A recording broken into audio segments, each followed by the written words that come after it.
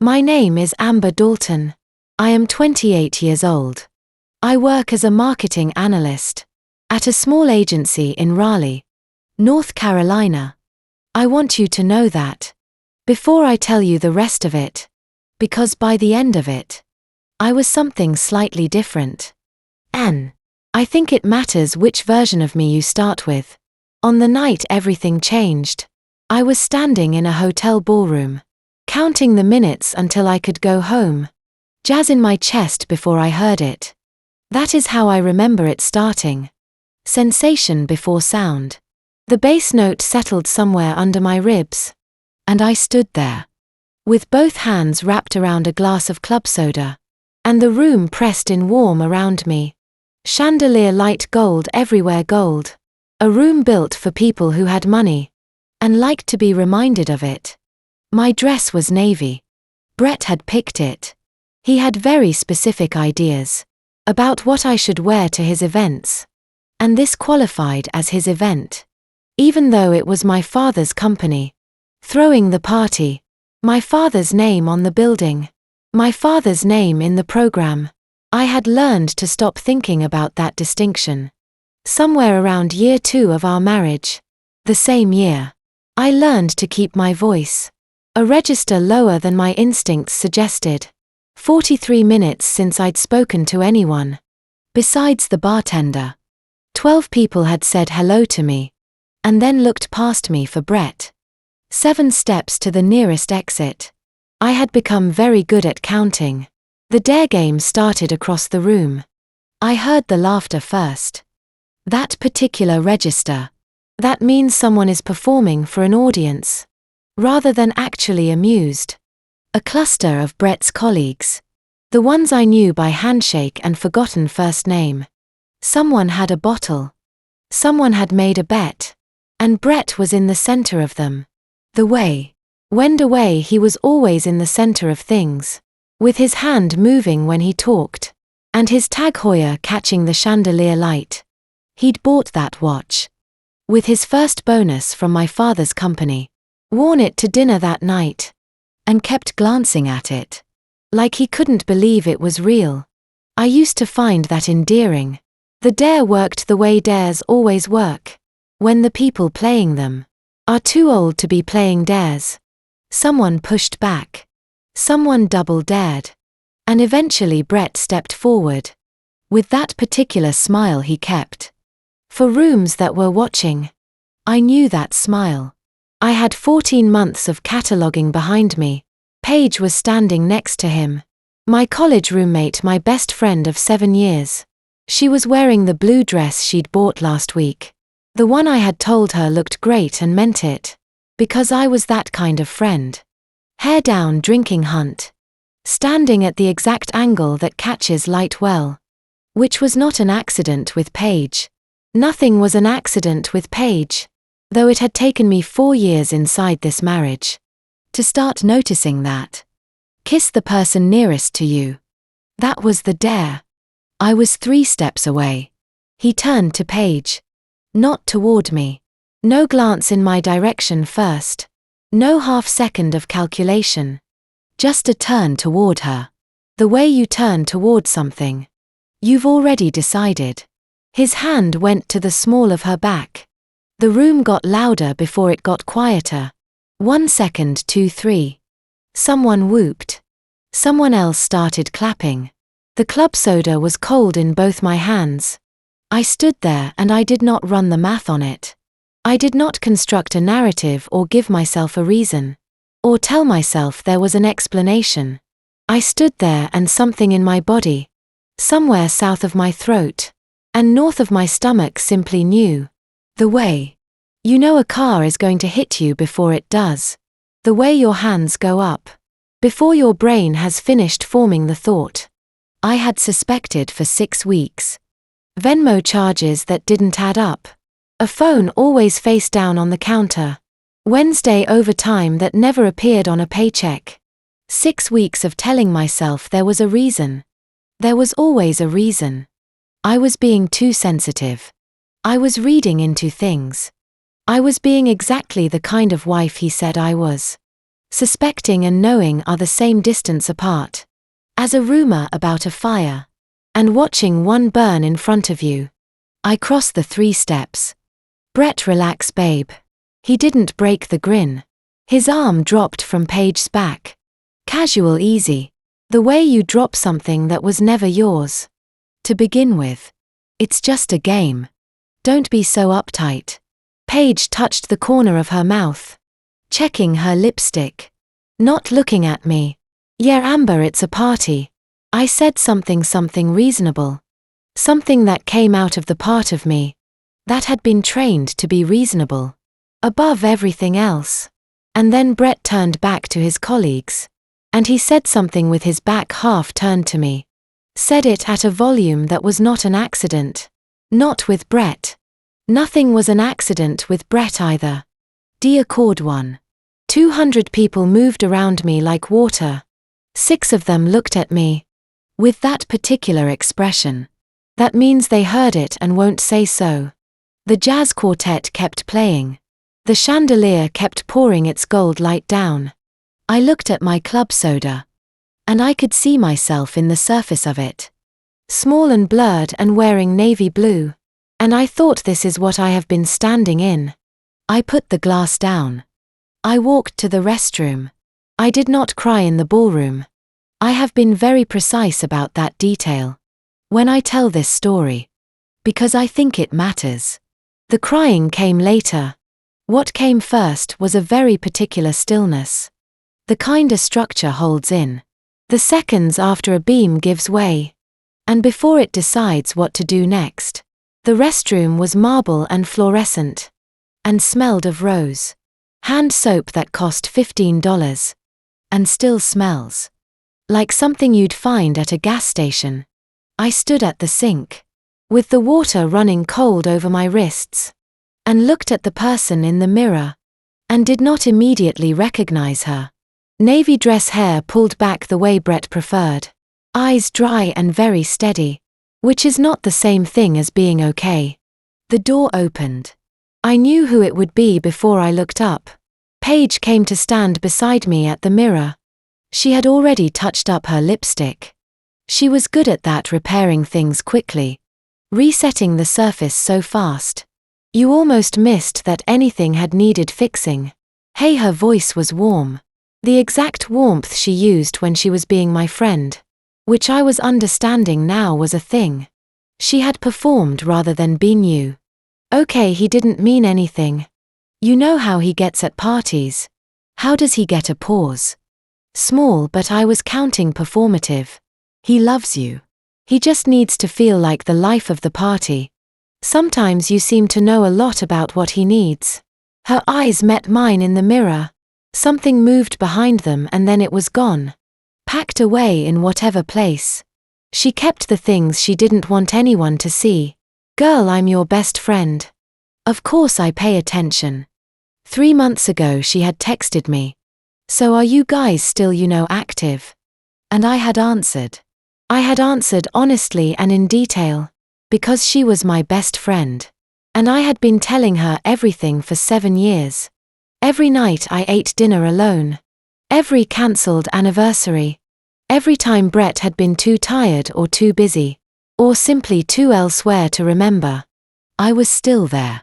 I had handed all of it to Paige like a gift. And she had taken it. And I had thought she was carrying it for me. I looked at her hand on my shoulder. She was not carrying it for me. My phone buzzed against my palm. I looked down. Dad, 1 missed call. My father did not call unless something was important. He had not called in 4 months. Because I had stopped answering. Because Brett had spent 18 months teaching me that my father was too involved. That we needed our own life. That healthy relationships required distance. Until the idea felt so much like mine that I had forgotten it wasn't. I have to go, I said. I walked out before she could answer. One frame of her face as I turned caught in the mirror. Not guilty, not relieved. Careful, I pressed call in the middle of the hotel lobby. With the muffled jazz still moving through the walls. And 200 people still laughing. Somewhere on the other side of them. He picked up on the first ring. "Sweetheart," he said. I saw. I stopped walking. 2 words he saw. My father had been 3 steps away. And he had been watching in the mirror on the wall. And he had seen the whole thing. And he had not made a scene, and he had called. For a moment I couldn't find anything to say. Nothing that fit inside a sentence. "Come to the parking garage," he said. "East side, I'll be there." The garage was cold after the hotel warmth. He was standing by his car, with his hands in his coat pockets. And when I saw him I thought he looks older. I had not let myself see that in a year and a half. "How long?" he said. No question mark in his voice. Just the 6 weeks suspected. Tonight confirmed it. With Paige I swallowed. With Paige he was quiet for 5 seconds. I know because I counted. Then he works for me in my building using my name Dad. I looked at him directly, which I had been careful not to do for 18 months. "Don't fire him tonight." He blinked. Whatever he'd planned to say rearranged itself.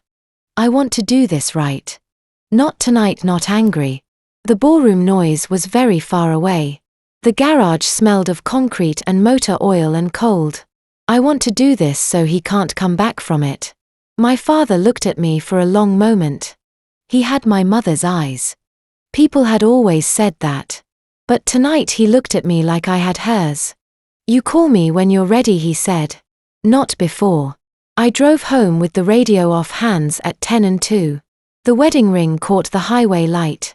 My hands held the wheel steady, which is not the same thing as not shaking. 47 minutes later, I was sitting on the floor of my daughter's room. Zoe was 2. She knew 26 words, and used them in the order she found most efficient, which was mostly more and mema and no. Sometimes all 3 at once. The night light threw little stars across the ceiling. I sat with my back against her crib, and listened to her breathe, and turned the wedding ring under my fingers. Round and round. I had loved him. That's the part nobody wants to talk about, because it complicates the story. You don't spend 4 years making a life with someone. For years learning the sound of his key in the lock, and what he takes in his coffee, and which silences are safe and which ones aren't. Unless somewhere along the way you loved. The love doesn't disappear the night you find out. It sits right next to the other thing. And you hold both at once. And neither one explains the other. And you just have to decide what you're going to do with all of it. I opened my laptop. The screen lit the room pale blue. Divorce attorney, Raleigh, North Carolina. I pressed enter.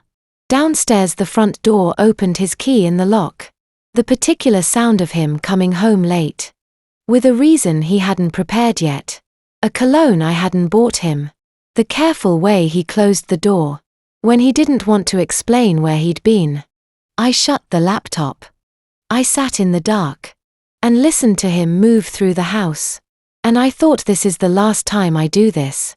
Sit in the dark, swallow it down. Make myself smaller, so the room feels large enough for both of us. Zoe shifted in her crib. One small sound, half word, half breath. Then silence again. I looked at her. I thought about the kind of woman I wanted her to see. When she was old enough to start seeing things clearly. I thought about what she was learning right now at 2. Just from watching. Not words yet, just shapes, just patterns. Just what the people in her house looked like when they were scared. And what they did about it. I got up, I tucked her blanket. I kissed her forehead and held still for a moment. Just breathing her in. Then I went to find out what I'd landed on. 3 days passed. I went to work. I came home. I made Zoe her oatmeal with the blueberries she liked. And read her the board book she wanted. Read 6 times in a row and gave her her bath. And sang her the same 2 songs until she went slack. Limbed and heavy in my arms the way only sleeping toddlers go, that total and trusting surrender. I put her in her crib and I closed the door. And then I went back downstairs. And sat across the kitchen table from Brett. And talked about nothing in particular, while he scrolled through his phone. with it angled slightly away from me. I slept 4 hours the first night, 3 the second. I had always been a light sleeper. But this was something else. This was lying in the dark with my eyes open, counting the spaces between his exhales, listening to him sleep beside me, with the ease of a man who believed he had not been caught. On Monday I knocked on Dana's door. She answered, in a University of North Carolina sweatshirt, with a coffee mug in one hand, and a look on her face that said, she had been expecting me for longer than I knew. That was Dana, 44 years old, paralegal at a family law firm in Raleigh, single mother to a 12-year-old boy named Marcus, who was currently in the backyard, shooting hoops, with the concentration of a person who planned to do it professionally. She had moved in next door 2 years ago, and we had become the kind of neighbors who ended up in each other's kitchens, which is a different thing from becoming friends, but can turn into it. Her kitchen smelled like coffee and dryer sheets, and the particular disorder of a house where someone lived, rather than performed living. Kids' drawings on the fridge, held up with pizza coupons and magnets from places she'd been before Marcus was born. A dish rack with one bowl in it. A legal pad on the counter covered in handwriting. She cleared a stool for me and poured me a cup, without asking, and sat down across from me and said nothing, which is rarer than people think and harder to do. I told her everything. He did not do it diddily. It came out the way things come out, when you have been holding them in place, with both hands for weeks, in pieces and out of order. The party and the kiss and the word tacky, and the 6 weeks before it, and the Venmo charges I'd been cataloguing, and the way Brett's phone was always face down, and the Wednesday nights that didn't add up, and Paige, my best friend Paige, her hand on my shoulder in the restroom mirror, and the particular way she had said relax Amber, like she was coaching me on how to feel about something she'd had a hand in arranging. Dana listened. She did not say oh my God. She did not say I knew it or I always thought or I can't believe. She refilled my coffee and she listened. And when I finished she was quiet for a moment. And then she said, can I ask you something? Yeah. Before Brett, what were you going to be? I looked at her. What before the wedding? Before Zoe? She held her mug in both hands. What were you going to be? The question sat there on the kitchen table between us, like something she'd set down carefully. I hadn't been asked it in 4 years. I wasn't sure anyone had thought to ask. I got into UNC's MBA program, I said, the week Brett proposed. She nodded. She did not react with alarm or outrage, or the particular horrified sympathy that would have made me want to minimize it. She just nodded. Like this was a piece of information. She was adding to something she was already building. What happened? He said we didn't need 2 degrees in the house. I heard myself say it out loud.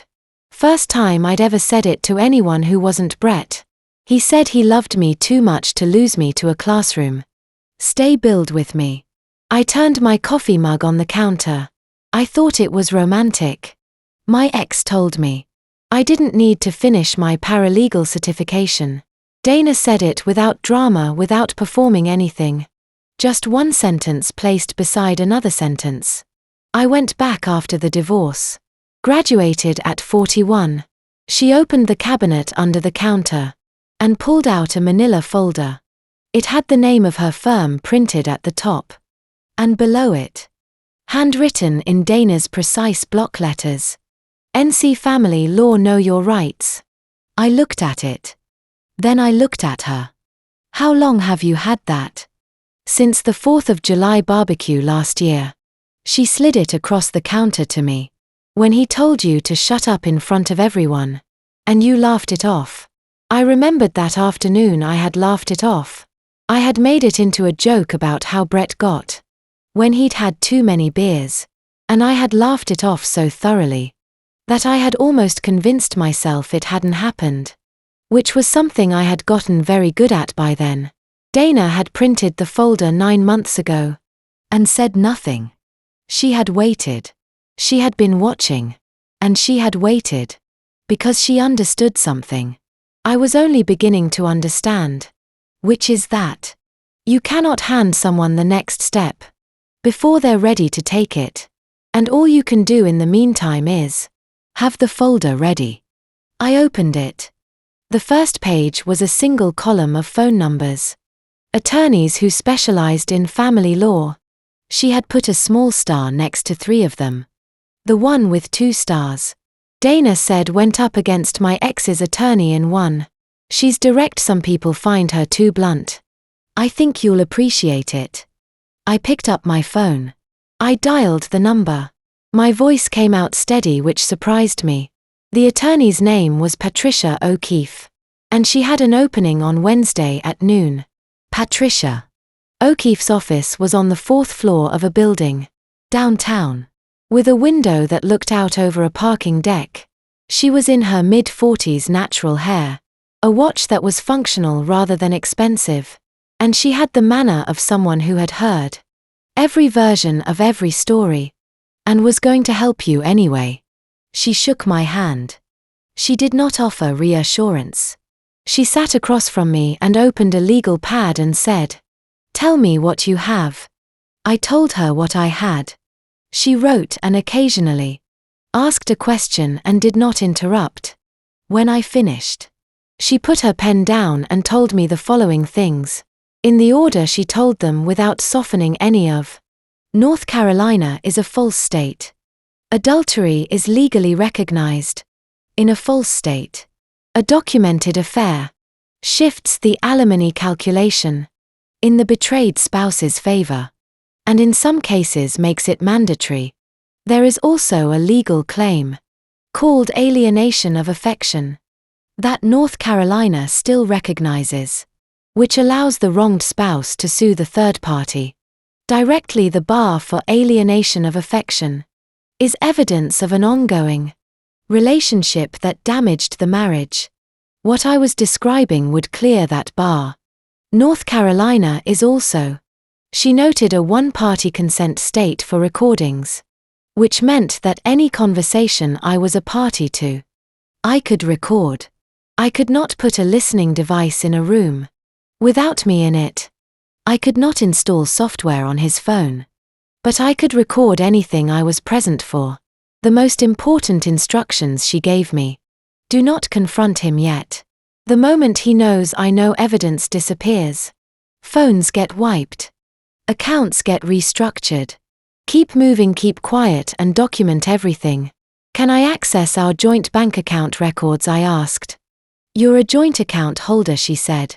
You have full legal right to 12 months of statements. Walk into that branch and ask for them. I walked into the branch the next morning. The bank was 3 blocks from my office. I asked a teller in a green cardigan for 12 months of statements on the joint checking account. She typed for a moment and said she could print them right now. I said please. She handed me a stack of paper an inch thick, and I sat down in one of the chairs near the window and read through them with a highlighter I had brought in my purse. $14,200. That was the number I arrived at. After 40 minutes of cross-referencing transfers and amounts between $200 and $800, irregular enough in their timing to avoid pattern recognition, going to an account I did not recognize, and $3,800 in cash withdrawals from an ATM. I pulled up on my phone's map.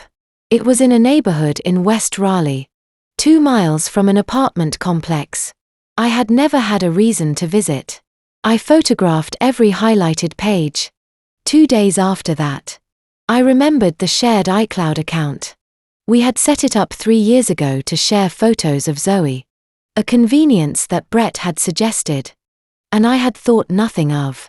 I opened it on my phone on my lunch break and filtered by location, and then by date. 6 photographs.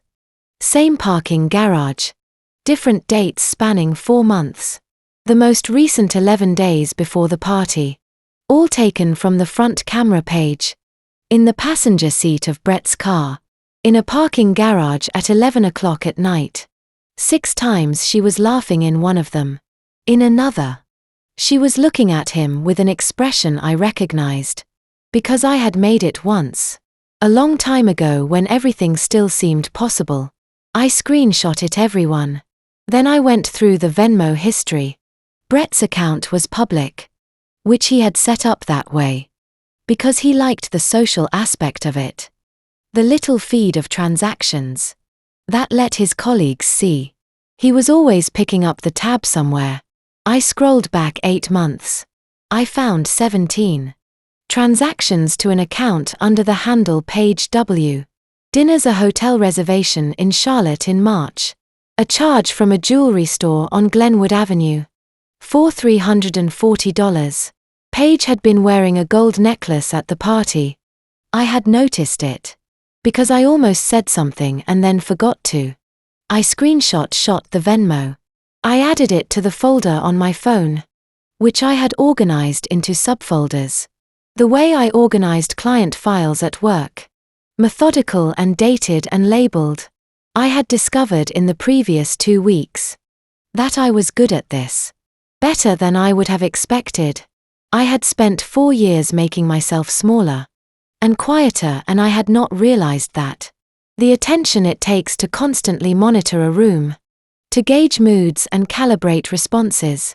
And track the 1,000 small signals that tell you whether it is a safe moment to speak had made me very precise. Precise turned out to be useful. My ponytail came down somewhere during the 2nd week. I don't remember exactly when. It was not a decision so much as a morning. Where I reached for the elastic and then didn't. And that was that. At work a colleague told me I looked different. She couldn't say how.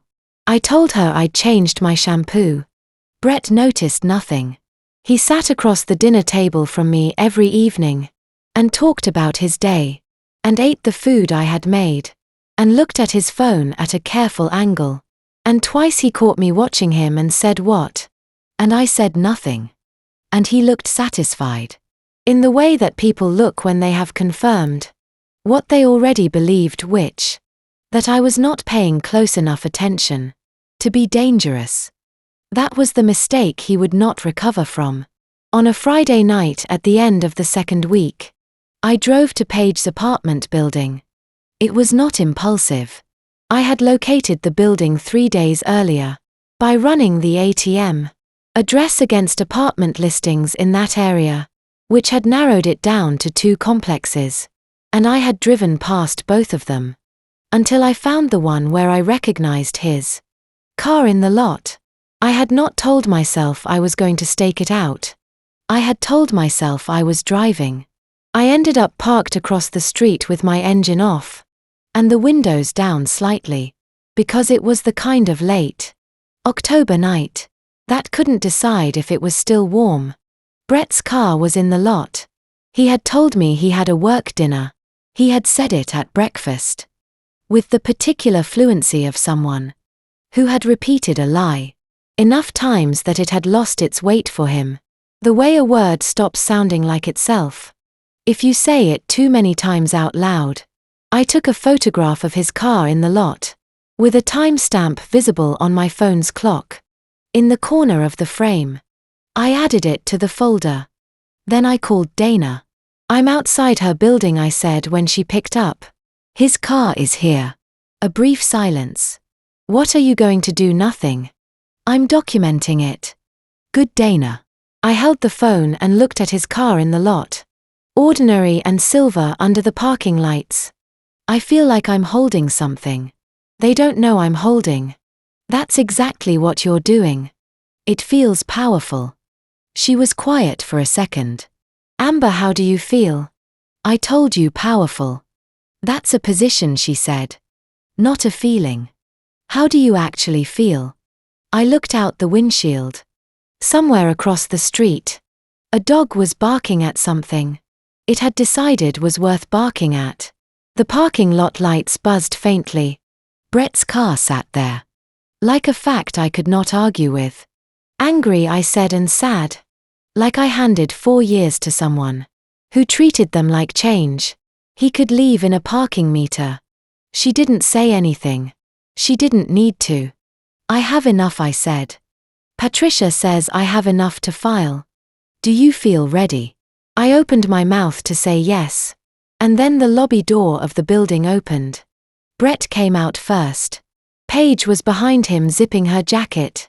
They were close together and not touching. The particular studied distance of two people who have just stopped touching and are maintaining the gap as performance. I had the camera up before I made a conscious decision to raise it.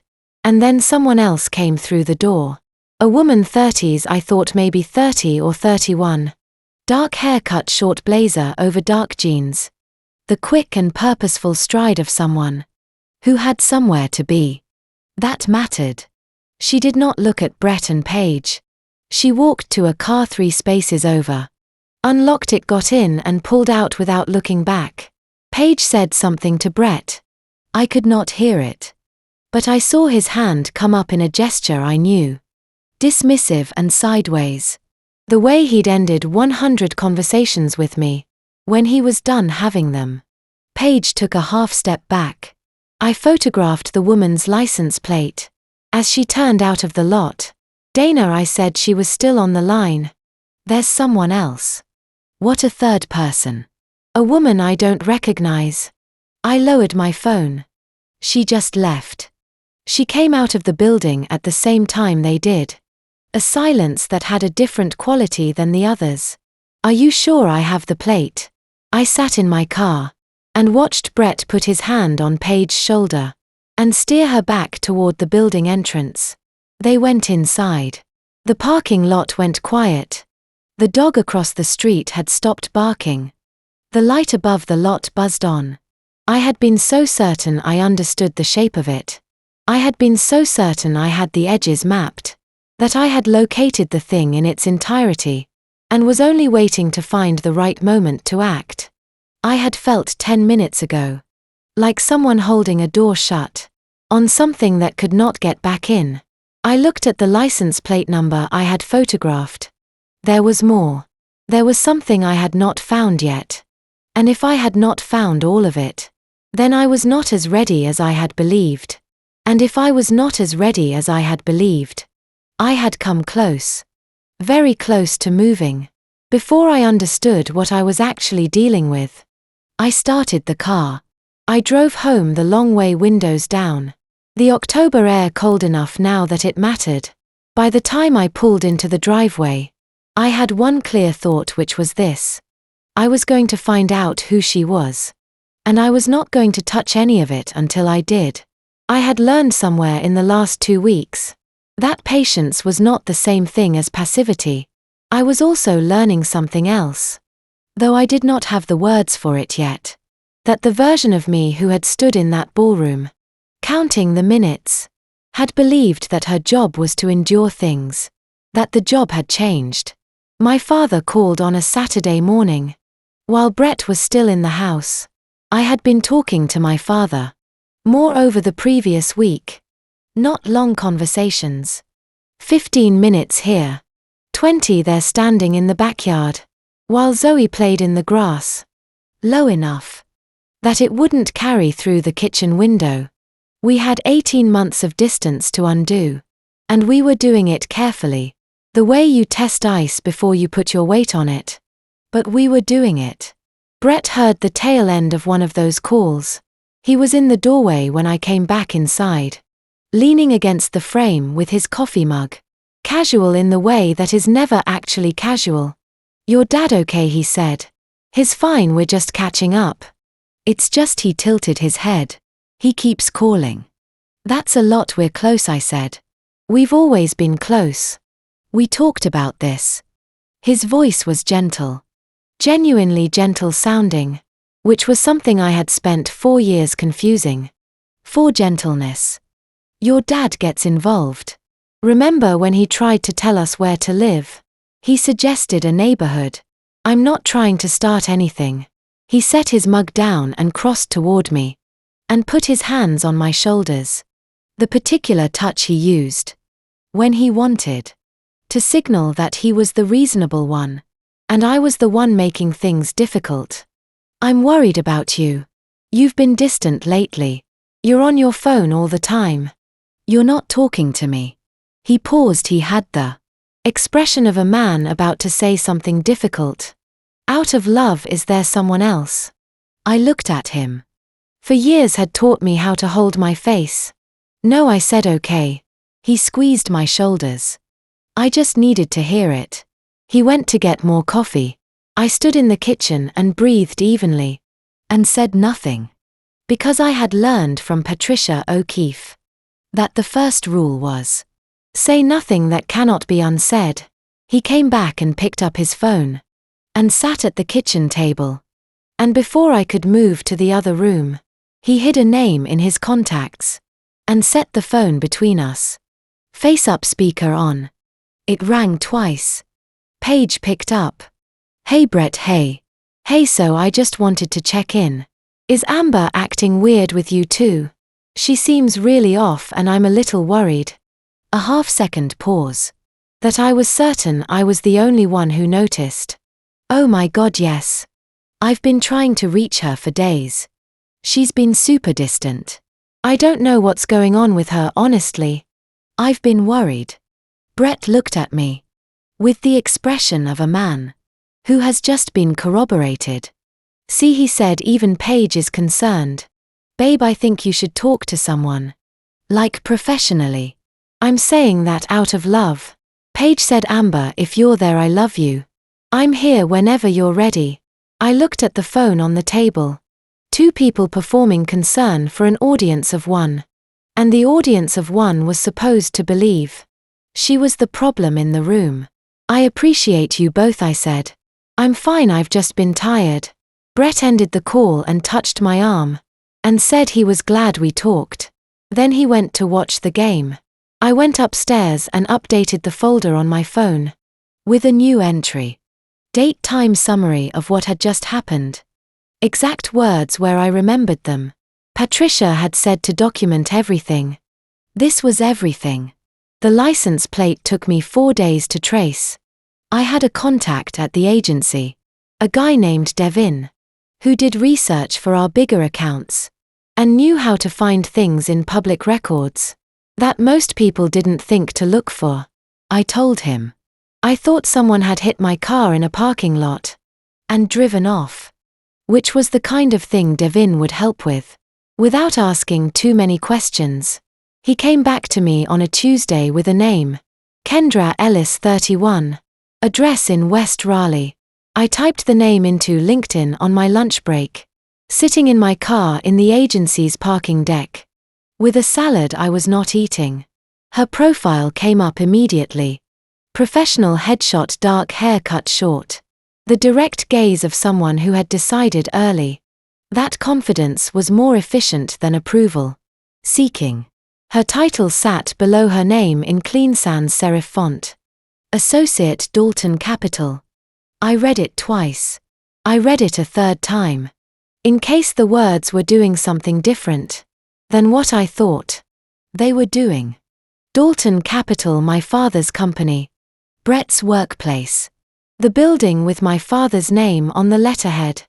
The place where Brett had been given an account manager position 3 months after our wedding, a job I had never asked my father to give him, and had always understood, without anyone saying it plainly, that he had given anyway because I was his daughter. And this was what fathers did when they had something to give. Brett was having an affair with a woman in his own office building, in my father's building, across the hall from people who knew my name, while going home each night to my house, and eating the food I made, and watching television next to me on the couch, and asking if I was okay. Out of love, my salad was on the passenger seat, and I was not looking at it. I was looking at Kendra Ellis's LinkedIn photo, at her direct gaze, at the plain confidence in her expression. And I thought, she doesn't know about Paige. She cannot possibly know about Paige.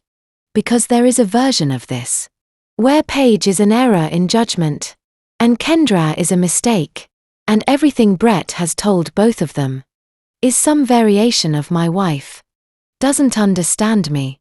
And this is different, and I've never felt this way. The same script running in parallel, customized slightly for the audience. There is a version of this that has nothing to do with Paige at all. I had spent 2 weeks building a case against a specific crime. I had named it the affair, the betrayal, the woman who used to sit in my living room. I had organized it into labeled subfolders. I had told myself I understood the shape of what had happened to my marriage, and I needed only to document it carefully enough to prove it. What Kendra Ellis's name on a LinkedIn page told me was that I had understood nothing, that there was no specific crime, that the thing I was dealing with was not a mistake Brett had made with a particular woman, in a particular set of circumstances. It was a pattern. It was the thing he did. Would have been someone else if it had not been Paige, and it had been someone else at the same time as Paige, and there would be someone else after all of this. Because that was not a function of circumstance. It was a function of him. I called my father. He picked up on the second ring. I heard the sounds of his office, his assistant's voice somewhere in the background, the particular hush of a place that handled serious money. He said my name, and something about the way he said it, the way he had said it my whole life, steady and constant and simply. There broke something open that I had been holding closed for 3 weeks. I cried in my car, in the parking deck, with my salad getting warm on the passenger seat. I cried in a way I hadn't cried since I was 11 years old. And my mother was gone. And my father had sat on the edge of my bed and held my hand in both of Lafreta's his, and not said anything because there was nothing to say. I had not cried like this at the party. I had not cried telling Dana I had held it carefully, and now I was not holding it. Dad, my voice was not working correctly. There's another one at your company. A silence, then tell me, Kendra Ellis, your new associate. Nothing. The background sounds of his office went away, and I understood he had closed a door. I hired her 3 months ago. He said she came highly recommended. A pause. He is doing this in my building. I thought I had it figured out. I pressed the back of my hand against my mouth, breathed. I thought I understood what I was dealing with, and I could manage it. And I had a plan. And now I don't know what I'm dealing with. Amber, his voice was the same voice it had always been. Steady, careful, with weight. Do you want me to handle it? No. The word came out before I finished deciding it. Not yet, I need to think. He did not push. That was new. 6 months ago he would have pushed. Because he was a man who fixed things. And watching something stay broken was physically difficult for him. But he had seen me in the parking garage. He had heard something in my voice that told him to wait. And he was waiting. Call me tonight, he said. When Zoe's down. Yeah, I'm here. I sat in the parking deck for another 10 minutes. After we hung up, at some point, I became aware that I was looking at my house through the windshield. Except it was not my house I was looking at. It was a building I had driven to automatically, and which I was not sure I wanted to go into. I tried to remember the last time walking through that door had felt like coming home, rather than returning to a performance. I could not find the memory. It was possible. It had not existed for longer than I knew. Zoe started crying inside. I heard her through the closed car window. That particular sound with her particular register. The one that was not hurt but was done waiting. I got out of the car. I went in because Zoe was in there. And that was the only reason I needed. That night at 2:00 in the morning, I was sitting on the bathroom floor. Brett was asleep. Zuba's asleep. The house was the particular quiet of a house where everyone is sleeping. except the person doing the thinking, and I was on the tile floor, with my back against the tub, and the light off, and my phone in my hands reading through 8 months of messages between Paige and me. The tile was cold through my pajama pants. I noticed it and did not move. I was looking for something I had suspected in the restroom at the party, but had not yet let myself name. I scrolled back slowly. The way you read something in a foreign language, where you know most of the words but not all of them, and have to take it slowly to be sure you're getting it right. There was a pattern. I could see it clearly now. In a way, I had not been able to see it when I was inside it. Every time things were bad with Brett, every time I had texted Paige at midnight, or called her on my lunch break, or driven to her apartment, because I needed to be somewhere that felt safe, she had listened. She had done everything a best friend does. And then consistently within the next day or two, she had asked. Not always the same question. Sometimes it was subtle and sometimes it was direct, but it was always something that told her more about the current state of my marriage. I found the exchange from February Valentine's Day. Brett had told me he had a late meeting. I had made dinner anyway and eaten half of it, and put the rest in the fridge and texted Paige, because I needed to tell someone. She had responded within 4 minutes. All the right things. That's awful. You deserve so much better. He doesn't appreciate you. And then are you guys still being intimate at all? Like, is that part of it still working? I had told her everything. I had told her the frequency and the quality, and the particular way. Brett had started to feel absent. Even when he was physically present. The way intimacy had become one more thing that happened in the house. But not between us. I had told Paige because she was my best friend, and I trusted her with everything. She had used every word. I put the phone face down on the tile. It made a small sound in the quiet. In the next room, Zoe shifted in her sleep. One of her small sounds and then nothing. I stayed still until I was sure she had not woken. Then I breathed. Every night I had cried to Paige.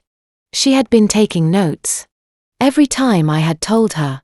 About a week when things were particularly cold between Brett and me. She had known this is a window. Every vulnerability I had offered her in good faith, she had been converting into information. I had given her a map to my marriage, and she had used it to walk straight through it. I had known Paige for 7 years. I had been in her apartment the night her mother was diagnosed. I had driven her home from the hospital when she had her wisdom teeth out. I had told her things I had never told another person. Things I had told her instead of a therapist. Because I trusted her more. The tile was very cold. I blinked up at the ceiling in the dark. I thought about 4 years. Not dramatically. Just factually, the way you add up a column of numbers. The NBA that I had not taken. The calls with my father that I had stopped making. The ponytail I had worn every day. Because Brett said it looked professional. The voice I had trained down by a register. So the room felt comfortable for everyone except me. The 200 people in a ballroom.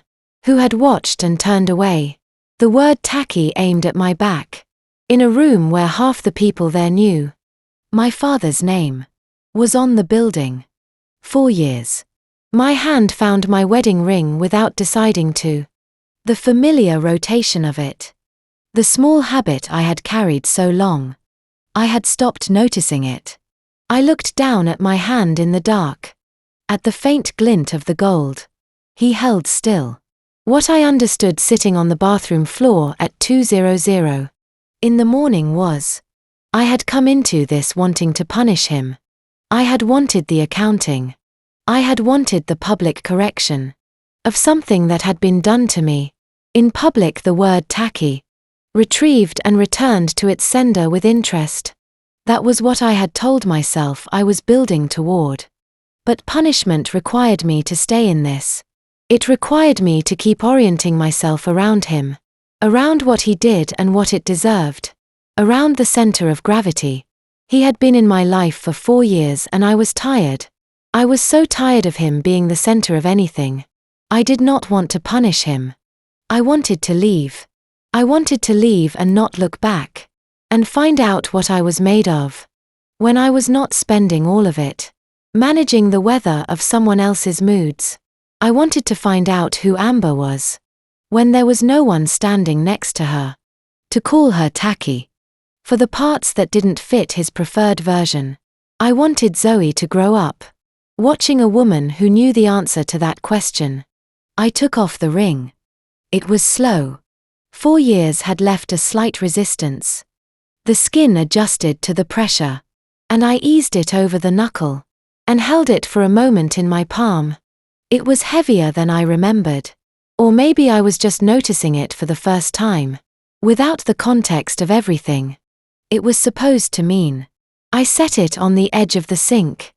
It made a small clear sound against the porcelain. I looked in the mirror. The bathroom was dark and I was mostly a shape. But I was a shape. I recognized the same woman who had stood at this sink. In the navy dress. And not known herself.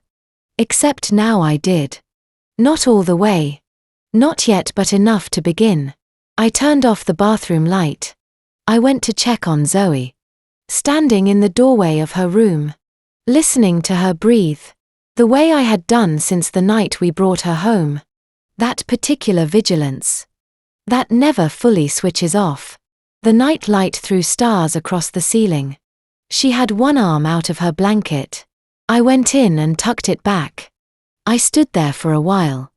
In the morning I was going to call my father. I was going to tell him I was ready. I was going to tell him I needed it done my way. And on my timeline.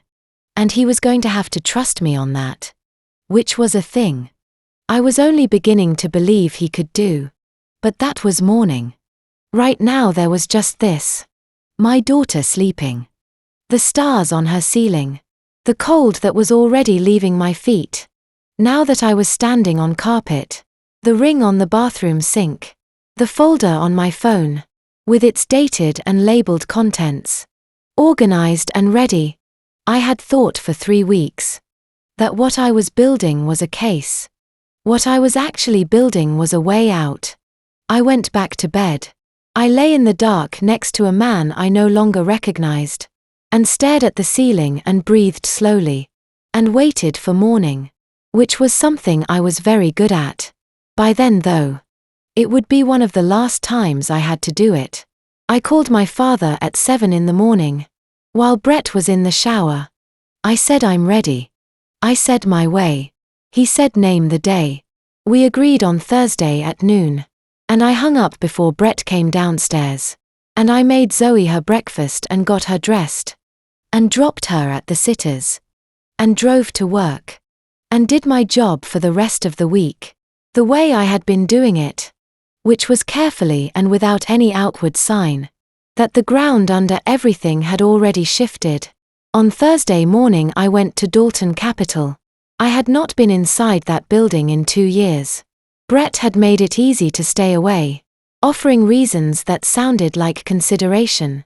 Your dad and I see each other enough at work. It's good to have some separation. You don't want people thinking you're checking up on him. I had accepted these reasons. Because I was in the habit of accepting his reasons. And also because somewhere, I had known that, if I spent too much time near my father, I would have to account for how far I had moved. From the person he placed Lake F new. I wore jeans, a blazer I had bought myself, not navy. Not anything Brett had picked out for me. My hair was down. I had dark circles from 3 weeks of bad sleep. And I had not tried to cover them with anything. Which was a choice I made. In front of the bathroom mirror that morning. Without thinking too hard about why it felt important. The lobby receptionist said, "Good morning, Miss Dalton." She said it with the ease of someone who still thought of me that way. As belonging here. Which I had forgotten I was allowed to do. My father was waiting in his office. He stood when I came in. We had not been in the same room alone since before the party. Not really. Not without the managed distance of the garage. And the urgency of that night around us. He looked at me for a moment and I let him. "You look like your mother," he said. It was not the first time he had said that. But it was the first time I understood exactly which part of my mother he meant. I sat across from him. And he told me what had been arranged. The HR director had documented Brett's violations. A romantic relationship with a subordinate. He directly supervised. Which was a clear breach of company policy. And the use of a company email account. To conduct that relationship. Over a period of months. Grounds for termination with cause. No severance, no reference. The employer match on his retirement account accrued. Over 3 years forfeited. Patricia had filed the divorce petition. The previous afternoon. Brett had been served at 8 o'clock this morning. At the house before I left with Zoe. I had been in the kitchen. Making oatmeal when the doorbell rang. And I had stayed in the kitchen. And I had listened to Brett. Open the door and receive it. And I had spread blueberries into Zoe's bowl. With a steady hand. The alienation of affection claim against Paige. Had been filed. Alongside it, Dad. I looked at my hands on the arms of the chair. "I need you to know that I don't blame you for any of it." "You should," he said. I saw what was happening and I let him tell me. It wasn't my business. I let him tell me that too. I made the choice. I looked up. I chose him over you for a year and a half. That's not yours to carry. He looked out the window for a moment. The Raleigh skyline grey and mild in the November light. His hands were on the desk. And they were the hands I had known. My whole life. The hands that had held mine at the funeral. When I was 11. And tied my shoes when I was 5. And passed me my diploma at graduation with a grip. That said, "I see you. I have always seen you. Your mother would have seen through him in 5 minutes." He said. I felt something move in my chest. Not grief exactly. Something quieter. Mom would have buried him in 5 minutes. He looked at me for a moment. Neither of us said anything. Then he laughed, a short real sound, and I laughed too. And it was the first time I had laughed in 3 weeks. And it felt like water after something. Very long and dry. We sat with it for a moment. And then my father straightened. And picked up his phone. And said there was a 2 o'clock meeting. Brett needed to attend. In the conference room on the 4th floor. And did I want to be there? I said yes. Brett walked into that conference room. At 8 minutes past 2. Expecting to meet a client. He was in his good suit. The charcoal one he wore. When the account was significant. His Tag Heuer caught the overhead light. When he reached for the door. He stopped when he saw us. My father at the head of the table. The HR director to his right. Me to his left with a folder open in front of me. Brett looked at each of us in the sequence. You look at things. When you are trying to understand. Whether what you are seeing is what you think it is. Then his jaw moved once and settled.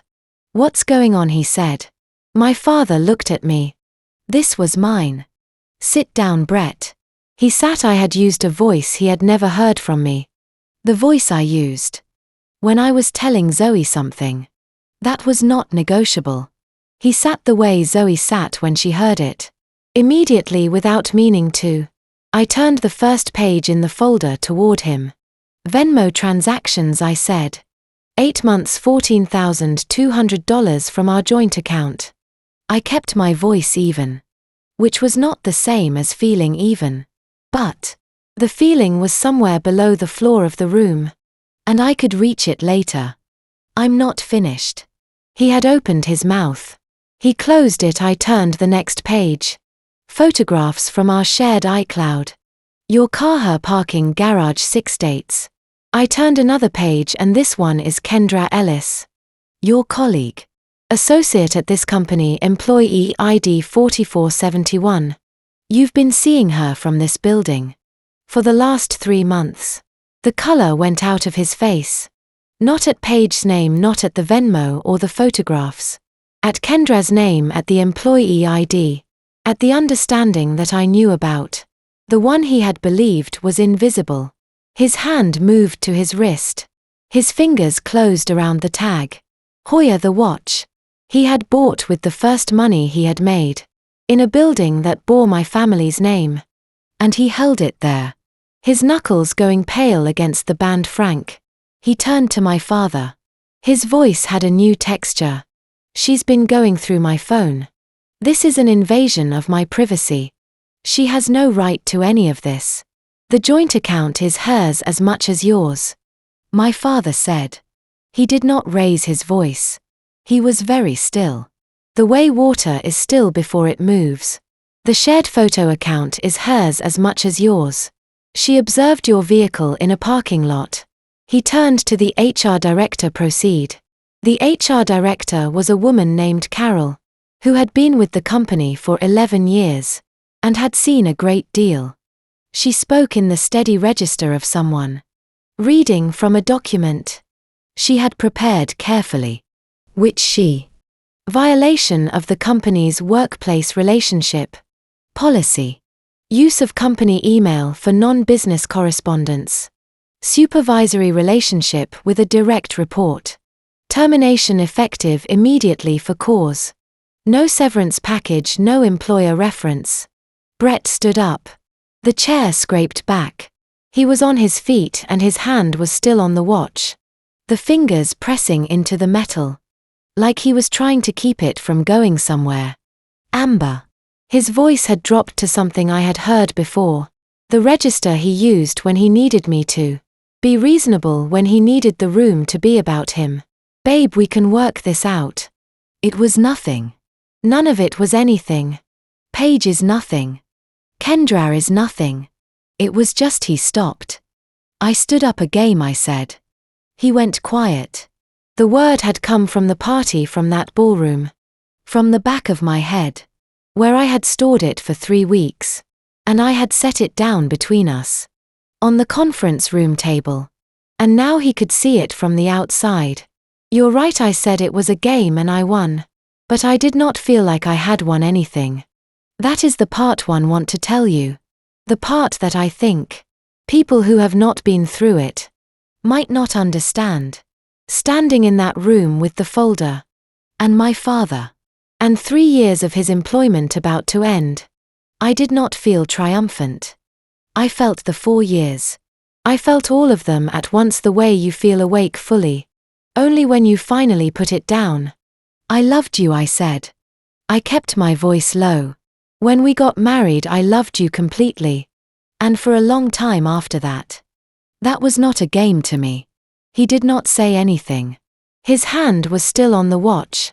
I picked up my folder and I walked out. I heard my father behind me. His footsteps measured. And then the door closing, and from the other side of it, Carol's voice continuing in its steady, factual register. And Brett's voice. Saying something I did not stay to hear. I sat in my car. In the parking garage for a while. Before I drove anywhere. The garage was the same one. Where my father had waited for me. The night of the party. And I sat in the same car in a different space. And looked at my hands on the steering wheel. No wedding ring. There was still a faint mark where it had been. The skin slightly lighter. The shape of it still present. It would go, these things go. I picked up my phone. I found Paige's name. I pressed call. She answered on the 3rd ring. Her voice at full brightness. Hey girl, what's up? I know about you and Brett. 3 seconds of silence. Different from the silence in the restroom mirror. This was the silence of someone recalculating. Amber. Her voice was careful, now feeling its way. I don't know what he told you, but whatever it was, he didn't tell me. I found out myself. 8 months of Venmo photographs, timestamps. The necklace, a pause. The necklace from Glenwood Avenue. That you wore to the party, $340. She was crying by the time I finished. Or she was doing what Paige did. When she needed someone to stop pressing, which was cry, efficiently, and in a way that historically made me want to comfort her. I noticed the distinction. It just happened, she said. I never meant for it to. I love you, I have always loved you, and it just. You asked me about my sex life 3 months ago. You sat in my daughter's nursery and you held her. And you asked me if my husband still touched me. I looked out the windshield. At the concrete wall of the garage. Was that research? It wasn't like that. I also know about Kendra. A silence so complete. I checked the screen to see if the call had dropped. Short hair blazer. She came out of your building when you and Brett did. 2 Tuesdays ago. She works at my father's company. He's been seeing her. At the same time he's been seeing you. Something shifted on the other end of the line. Paige's crying stopped. Not gradually. Not the way crying tapers when comfort arrives. It stopped clean. The way a performance stops when the audience walks out. He told me I was the only one, she said. Her voice was different now. Unguarded in a way I had never heard from her. A way I thought might be the first real thing she had said to me. In 8 months. He told me he had never felt this way. That I understood him in ways you couldn't. He told me that too, I said, on our wedding day. I let that sit where I had put it. My attorney will be in touch. About the alienation of affection claim. I said that's a real legal action in North Carolina. You may want to look it up. I took a breath. Goodbye, Paige. I ended the call before she could answer. My hands were shaking. But it was the kind of shaking that comes after something, rather than the kind that comes before it. And those are not the same thing at all. I looked at my phone. The wallpaper was a picture of Zoe at the park. Last month, mid-laugh, eyes squeezed shut, mouth open. Completely and consciously delighted by something just out of frame. I looked at it until my hands stopped. Then I drove to pick up my daughter. 3 weeks later, I was standing in a kitchen that was mine. Not the house. The house was Brett's problem now. Or rather, it was both of our problems in the careful legal sense that Patricia had explained. The equity and the mortgage. And the timeline of resolution. That was in process. What I had was an apartment on the east side of Raleigh. 1 bedroom, a kitchen. With a window over the sink. That caught the morning sun. In a way I had not expected when I signed the lease. And which I had come to consider a small daily gift. My father had helped with the deposit. Dana had helped me move in on a Saturday with her truck. And Marcus, and a great deal of pizza. Zoe's crib was in the corner of the bedroom. She had not seemed troubled by the change. In the way I had feared she would be. She was too. The world was wherever I was and I was here. And that was sufficient. The refrigerator had photographs on it. Not the photographs I used to put on refrigerators. The curated ones. The ones from events where everyone was dressed up. These were messier. Zoe with syrup on her face. Dana and me on her porch with wine. The photo taken badly by Marcus. At an angle that cut off our foreheads. My father and me at lunch. The first real lunch we'd had in a year and a half.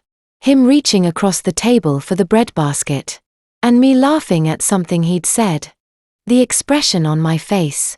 One I didn't remember having for a long time. The coffee I was drinking was the kind I actually liked. Not the kind Brett bought. Not the dark roast that I had told myself I preferred. Because he preferred it. And it was easier to share one preference than to maintain 2. This was a medium roast from the grocery store. 2 blocks away. Ground fresh, and it tasted exactly like coffee was supposed to taste. Which is to say, it tasted like something I had chosen for myself. My phone showed a text from Dana. Wine tonight, Marcus is at his dad's. Below it went from my father, lunch. Zoe's been asking about Grandpa. Grandpa has been asking about Zoe. One of us is handling it better than the other. I read both messages and set the phone down. And did not answer them right away. Which was allowed. Which was something I was still learning was allowed. Zoe was in her high chair, with a plate of the pancakes I made on slow mornings. The ones with the blueberries pressed into faces. 2 eyes and a smile. Which she destroyed immediately. And with great satisfaction. She had syrup on her chin and both cheeks. And her left ear. And she was working on the right ear. More, she said. She pointed at the pancakes. Mama, more please, I said. She looked at me. She was considering whether please was a reasonable requirement. Under the circumstances. Please, she said. More please, I gave her more. The sun came through the kitchen window. And fell across the counter. And across her high chair tray. And across the scattered debris of her breakfast. I stood at the sink with my coffee. And I watched her eat. And I did not count anything. Not the minutes. Not the days until the divorce was finalized. Not the months of legal process still ahead. The custody hearings and the financial disclosures. And the paperwork. That Patricia assured me was manageable. And that I believed her about. Because she had not been wrong about anything yet. I was not counting. After a while I brought my coffee to the table. And sat down and opened my laptop. I had emails to answer. A project brief due at the agency by end of day. A grocery list half finished in a notes app. Normal things in the normal order of a morning. I opened my inbox and scrolled without thinking. And then I stopped. It was at the very bottom. Below 4 years of messages. Below newsletters and work threads and receipts. And all the accumulated digital sediment of a life. An email from the University of North Carolina. From the Office of Graduate Admissions. Dated 4 years and 3 months ago. I had never opened it. I had received it the week Brett proposed. And I had not opened it. And I had not deleted it either. Some part of me unwilling to do either thing. And so it had stayed. 4 years at the bottom of my inbox unread, waiting. With the patience of something that had no choice. But to wait, I looked at it for a moment. Zoe banged her spoon on her tray. Mama, peas. You already have more, I said. More peas, she said. With the serenity of someone who has decided that the amount of anything is always insufficient. I looked at the email. Then I looked at her. Then I looked back at the email. Not today, I was not ready today. And rushing it felt like the wrong thing. I felt like doing it because I needed the gesture. Rather than because I was ready for what came after it. There would be a morning when I was ready. There would be a morning when Zoe was at daycare. And the apartment was quiet. And I would make my coffee. And sit down and open that email. And write back, not to the admissions office. They would have a different process. Now a different cycle. But to myself. To the 24-year-old who had gotten that email. And then set it aside for a man who called her tacky. That morning was coming. I knew it the same way I had known other things before. I had evidence for them.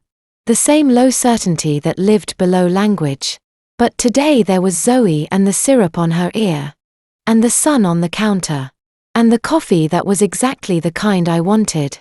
I closed the laptop gently. I got up. And I lifted Zoe out of her high chair, syrup and all. And she wrapped her arms around my neck. With the total confidence of a person who has never once doubted her welcome. And I stood in the kitchen of my apartment. With my daughter. Pressed warm against my shoulder. And I thought, I do not know yet exactly what I am building toward. I know only that I am the one building it. And I know that I am standing in a kitchen that smells like coffee I chose and pancakes I made. And the particular sweetness of a small person who calls me mama and means it, and I am not afraid of the morning. That was new, that was. I was beginning to understand where everything else would start from. If you have been listening to this story and felt something tighten in your chest, at a specific moment. I want you to pay attention to which moment it was. Not because I am going to tell you what it means, but because you already know. And the part of you that recognized it deserves to be heard. Here is what Amber's story is really about. Underneath the affair and the evidence, and the conference room, and the ring on the bathroom sink, it is about the distance between who you were before someone told you who to be, and who you became in the process of believing them. It is about how slowly that happens, how reasonable each step feels at the time. You stop calling your father because it is easier than the argument. You wear the navy dress because it matters to him. And you tell yourself it does not matter to you. You lower your voice by half a register. And you do it so gradually that one day you are standing in a hotel ballroom. And you cannot remember what your own voice sounded like before you adjusted it for someone else's comfort. That is not a dramatic event. That is Tuesday. That is 1,000 small Tuesdays. And the danger of it is precisely that. None of them feel like anything is being taken. Dana had that folder printed 9 months before Amber was ready to open it. 9 months of watching and saying nothing. Because she understood something. That is worth sitting with. You cannot hand someone the next step before they have finished grieving the one they are still on. The most important thing a person can do for someone in that situation is not to fix it. It is to have the folder ready. It is to wait without withdrawing. It is to ask the question, not give the answer. What were you going to be before? That is the question I want to leave with you today. Not as an accusation. Not as a prompt to catalogue your losses and call it healing. But as a genuine question. The kind that deserves a real answer in a quiet moment. When you are alone and honest with yourself. Because the thing Amber found in that small apartment, with the morning sun on the counter, was not revenge.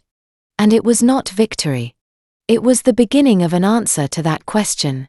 And beginning to answer it even imperfectly, even slowly, was the only thing that actually mattered.